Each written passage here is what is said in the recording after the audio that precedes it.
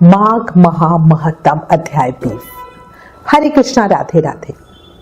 निर्णय सिंधु में कहा गया है कि माघ मास के समय मनुष्य को कम से कम एक बार पवित्र नदी में स्नान जरूर ही करना चाहिए, भले पूरे माघ स्नान के योग ना बन सके, लेकिन एक दिन के स्नान से ही श्रद्धालु के कम से कम जो पाप होते हैं जीवन के, वो खत्म हो जाते हैं और स्वर्ग लोक का अधिकारी बन जाता है।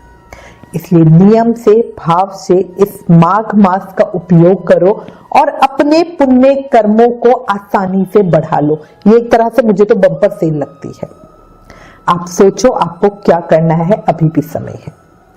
अब श्री गणेश जी महाराज और अपने गुरुदेव को याद करते हुए माघ महात्म का अध्याय 20 सुनेंगे। प्रथम पूज्य वंदन करो महादेव के लाल, रिद्धि सिद्धि दाता तुम ही हो दीन दयाल। बोलो गणेश जी महाराज की जय। गुरु अनंत तक जानिए, गुरु की ना कोई छोर, गुरु प्रकाश का पुंज है निशाबाद की भोर। बोलो गुरुदेव महाराज की जय। कल हम माघ महामहत्तम के अध्याय 19 में बंदर और सरस का प्रसंग सुन रहे थे, जिसमें सारस ने बंदर को उसके पिछले जन्म का वृत्तांत सुनाया। अब आगे सारस से अपने पिछले जन्म का वृत्तांत सुनने के बाद वो बंदर बोला कि अब तुम मुझे अपने पिछले जन्म का वृत्तांत सुनाओ और बताओ कि तुम मेरे पुरोहित थे, फिर सारस क्यों बने। अब ये सुनकर वो सारस कहने लगा कि मेरी दुर्गति का कारण भी सुनो। एक समय राजा होकर तुमने नर्मदा नदी के किनारे पर सूर्य ग्रहण के समय बहुत से ब्राह्मणों के निमित्त 100 ढेर अन्न का दान किया था। मैंने पुरोहिताई के मद से थोड़ा सा ब्राह्मणों को दिया और बाकी सब मैं आप हर कर ले गया। इन ब्राह्मणों के द्रव्य का अपहरण करने के पाप से मैं पहले काल सूत्र नरक में और फिर रक्त कदुर्म नरक में, जहां पर बड़े बड़े कीड़े थे और रक्त तथा पीप से भरा हुआ, नाभि तक नीचे सर और ऊपर पैर किए हुए, पीप चाटता हुआ उस दुर्गंध वाले नरक में कीड़ों आदि से काटा जाता रहा। वहां मैं 3000 वर्षों तक उस यातना को भोगता रहा। 3000। मैं उस नरक के दुख का वर्णन भी नहीं कर सकता। फिर नरक की यातना से मुक्त होकर मैंने ये सारस का जन्म पाया, क्योंकि पिछले जन्म में मैंने अपनी बहन के घर से कांसे का बर्तन चुराया था। उसको मैंने एक जुआरी को दिया था, इसी से मैं सारस योनि में आया। ये मेरी स्त्री पिछले जन्म में ब्राह्मणी थी, इसने भी कांसे की चोरी की थी, इसी से ये मेरी स्त्री और इस जन्म में सारसी हुई। ये सब मैंने तुमसे कर्मफल कहा। अब भविष्य की बात भी सुनो। अब मैं, तुम और मेरी ये स्त्री भी हंस होंगे और काम रूप देश में सुख से निवास करेंगे। फिर इसके बाद गौर योनि में और फिर जाके दुर्लभ मनुष्य योनि को प्राप्त होंगे। मनुष्य योनि ही ऐसी है जिसमें पाप और पुण्य दोनों ही करा जा सकता है। इस प्रकार शिव की माया से ये सारा जगत मोह को प्राप्त होता है। न केवल हम ही, परंतु इस संसार के सभी जीव प्रवृत्ति मार्ग में फंसकर अच्छे और बुरे कर्म करते और उनका फल भोगते। इसलिए सब प्राणियों को धर्म का सेवन करना चाहिए। देवता, असुर, मनुष्य, व्याघ, कीड़े मकोड़े सभी से कंटक रूपी मार्ग नहीं छोड़ता। केवल वेदांत जानने वाले योगी ही इस मार्ग से बच सकते हैं। इसी कारण बड़े बड़े महात्मा भी कर्म फल को टाल नहीं सकते। उपाय से तथा बुद्धि से कोई भी इसको नहीं बदल सकता। तुम पहले राजा थे, फिर नरक में गए, अब बंदर की योनि में वन में फिरते हो और फिर अगला भी ऐसा ही जन्म पाओगे। ऐसा विचार कर आनंद पूर्वक और धैर्य धरकर विचरते हुए काल की प्रतीक्षा करो। तब वानर ने कहा कि पिछले जन्म में मैं तुम्हारी पूजा करता था, अब तुम मुझको प्रणाम करते हो। तुम जाति के स्मरण से मेरे पिछले जन्म के वृतांत को जानते हो। आनंद पूर्वक रहो, तुम्हारा कल्याण हो। तुम्हारे वचनों को सुनकर मैं मोह रहित होकर वन में विचरूंगा। इसके बाद वो प्रेत कहने लगा कि हे पथिक, मैंने नदी के तट पर बंदर और सारस का ये संवाद सुना, तब मुझको बोध हुआ और मेरे मोह तथा शोक का भी अंत हुआ। फिर वो प्रेत कहने लगा, हे पथिक, मैं इस समय तुम्हारे पास जो ये गंगा जल है उसे मांग रहा हूं, क्योंकि मैंने इसका बहुत कुछ महत्तम सुना है। मैंने इस पर्वत पर गंगा जल का बड़ा अद्भुत आश्चर्य देखा, इसलिए ये जल तुमसे मांग रहा हूं। मैं प्रेत योनि में बड़ा दुखी हूं। एक ब्राह्मण अनधिकारी को यज्ञ कराकर ब्रह्म राक्षस हो गया। वो हमारे साथ 8 वर्षों तक रहा। उसके पुत्र ने उसकी अस्थियों को इकट्ठा करके गंगा में कनखल स्थान में गिरवा दिया। उसी समय वो राक्षस योनि त्याग कर सद्गति को प्राप्त हुआ। ये मैंने प्रत्यक्ष देखा है, इसलिए मैंने तुमसे प्रार्थना की। मैंने पहले जन्म में तीर्थ स्थानों में बड़े बड़े दान लिए थे और उनका प्रायश्चित नहीं किया था। इसी से मैं हजारों वर्ष तक इस प्रेत योनि, जिसमें अन्न और जल मिलना बहुत दुर्लभ है, उसमें दुख पा रहा हूं। इस योनि में मुझको हजारों वर्ष बीत गए। इस समय आप जल देके मेरे प्राणों को जो कंठ तक आ गए हैं उनको बचा लो। कुष्ठ आदि रोग से भी मनुष्य प्राणों को त्यागने की इच्छा नहीं करता।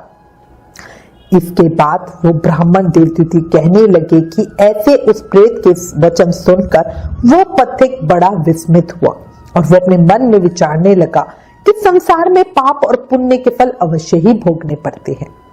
देव, दानव, मनुष्य, कीड़े मकोड़े भी रोगों से पीड़ित होते हैं। बाल तथा वृद्धों को मरण, अंधा तथा कुबड़ापन, ऐश्वर्य, दरिद्रता, पंडाए तथा मूर्खता सब कर्मों से ही मिलती है। इस कर्म भूमि में जिन्होंने न्याय से धन इकट्ठा किया है वो ही धन्य है। अब ये सुनकर प्रेत रूपी केरल का जो ब्राह्मण वसु था वो गदगद वाणी में बोला, हे पथिक, मैं जानता हूं कि आप सर्वज्ञ हैं। आप मुझको जीवन का आधार जल इस प्रकार दो जैसे मेघ चातक को देता है। तब वो पथिक कहने लगा कि हे प्रेत, मेरे माता पिता भृगु क्षेत्र में बैठे हैं, मैं उन्हीं के लिए ये गंगा के संगम का जल लाया हूं। अब बीच में तुमने ये जल मुझसे मांग लिया है। अब मैं इसी धर्म संदेह में पड़ गया हूं, पर मैं कांड वस्तु में यज्ञों को इतना नहीं मानता जितना प्राण रक्षा को मानता हूं। इसलिए मैं तुम्हें जल देके तृप्त करके अपने माता पिता के लिए फिर से जल लाऊंगा।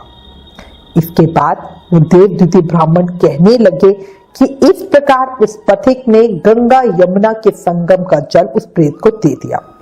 उस प्रेत ने प्रीति पूर्वक उस जल को पिया और उसी समय वो प्रेत शरीर को छोड़कर दिव्य देहधारी हो गया।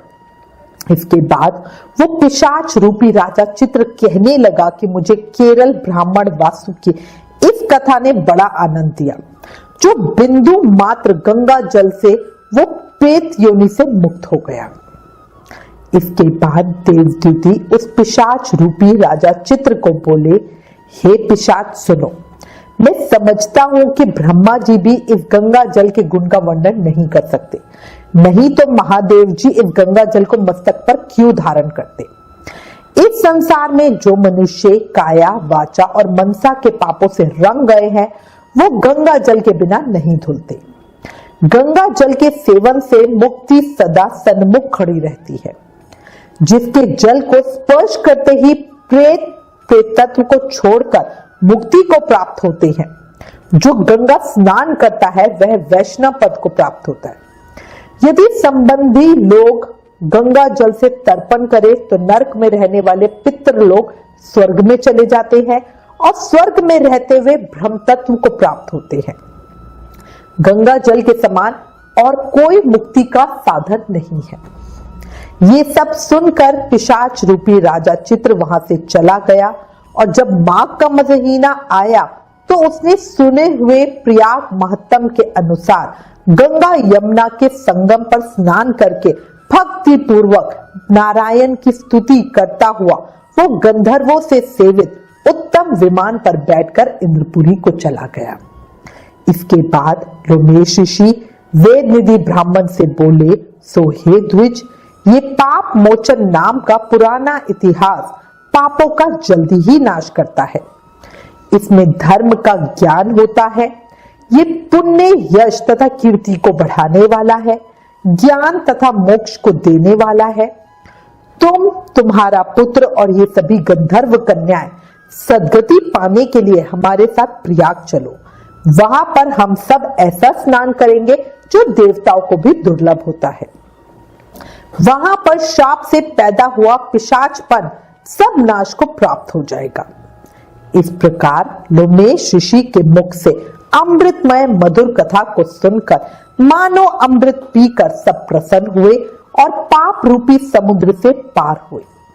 इसके बाद लोमेश ऋषि के साथ ही सब लोगों ने दक्षिण दिशा को प्रस्थान किया। माघ महा महत्तम अध्याय 20 समाप्त। क्षणभंगुर जीवन है पगले, कर ले प्रभु का ध्यान रे। क्षणभंगुर जीवन है पगले, कर ले प्रभु का ध्यान रे। ना जाने कब देह का पंछी कर जाए प्रस्थान रे। ये याद रखो, मन में बसा लो, जीवन का कोई भरोसा नहीं है। अपने आप को भगवान को आश्रित कर दो। और देखो, राजा चित्र की कथा से हमें पता चलता है कि भगवान शिव और भगवान विष्णु में कोई अंतर नहीं है। भगवान ने स्वयं श्रीमद् भागवत महापुराण में बोला है कि जो मुझको पूजे शिव को नहीं और जो शिव को पूजे मुझे नहीं, दोनों पापी हैं। इसलिए दोनों में भेद मत करो, ये बहुत गलत होता है। प्रेम से, मन से, हर समय, हर पल, हर सांस के साथ नाम जाप करते रहो, क्योंकि कलयुग केवल नाम आधारा। सिर्फ इस कलयुग में मुक्ति पाना चाहते हो, भक्ति पाना चाहते हो, शक्ति पाना चाहते हो, प्रेम पाना चाहते हो, तो उसका एक सरल आसान रास्ता है नाम जाप करना। हरे कृष्ण कृष्ण कृष्ण हरे हरे, हरे राम राम राम हरे हरे। हर समय, हर पल, हर सांस के साथ बस यही बोलते रहो। और एक रिक्वेस्ट, इन वीडियोस को ज्यादा से ज्यादा शेयर करो ताकि माघ मास के प्रभाव को सबको बताकर हम अपने शास्त्रों का ज्यादा से ज्यादा प्रचार कर सके। ये भी एक सेवा है। राधे राधे।